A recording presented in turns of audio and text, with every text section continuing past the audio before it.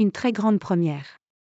À 19 ans à peine, le colossal deuxième ligne Pozzolo Tuilagi, après 2 sélections en tant que remplaçant, va vivre sa première titularisation au sein du 15 de France, dimanche à Villeneuve-d'Ascq, pour la réception de l'Italie dans le tournoi des 6 nations.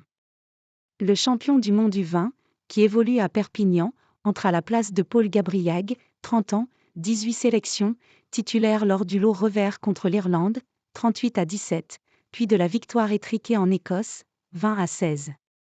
Pozzolo a apporté énormément d'énergie en fin de match en Écosse, comme il l'avait déjà fait contre l'Irlande. Ce qui fait qu'il débute, ce sont ses prestations lors des entraînements et à chacune de ses entrées en jeu. Voilà comment il a gagné son maillot de titulaire, a justifié l'entraîneur des avants français Laurent Sampéré.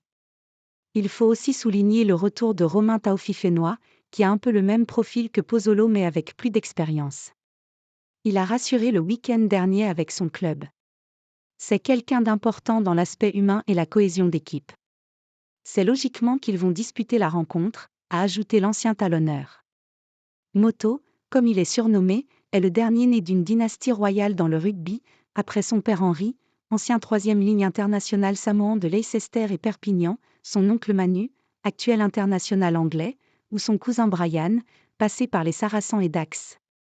C'est un nom que je porte avec fierté et honneur. Je viens d'une famille qui a un grand héritage dans le rugby. J'essaie juste d'y faire honneur.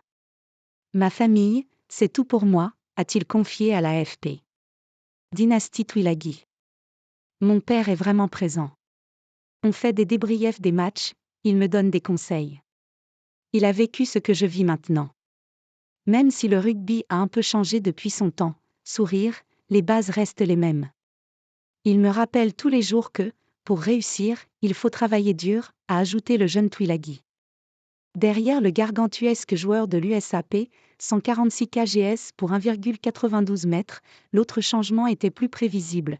Le Toulousain François Cros glisse au poste de numéro 8 à la place du Rochelais Grégory Aldrit, forfait en raison d'une entaille à la cuisse gauche survenue à Murrayfield, et permet à Paul Boudan de connaître sa première titularisation depuis la victoire contre l'Uruguay, 27-12, lors de la phase de groupe du Mondial 2023, le 14 septembre.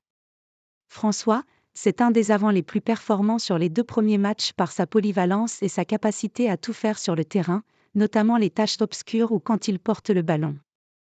C'est un joueur intelligent, capable de s'adapter à toutes les situations. C'est important de l'avoir avec nous, il a un rôle très important dans les vestiaires ou sur le terrain, a encore justifié Sampéré. Le capitaine des Bleus cède également ses galons au 3e ligne de Toulon Charles Olivon, qui avait déjà tenu ce rôle lors des 2 premières années du mandat Galtier. Pour le reste, 13 des 15 vainqueurs du 15 du Chardon conservent donc la confiance du staff, à commencer par la charnière girondine, formée par Mathieu Jalibert à l'ouverture et Maxime Lucu à la mêlée, pourtant décriée depuis le début de la compétition. Avec également l'ailier Damien Penaud, toujours à 2 essais du record détenu par la légende Serge Blanco, 38 essais, le centre Gaël Ficou ou le pilier Cyril Baille, les Bleus vont tenter de retrouver des couleurs après 2 prestations mièvres pour ouvrir le tournoi 2024.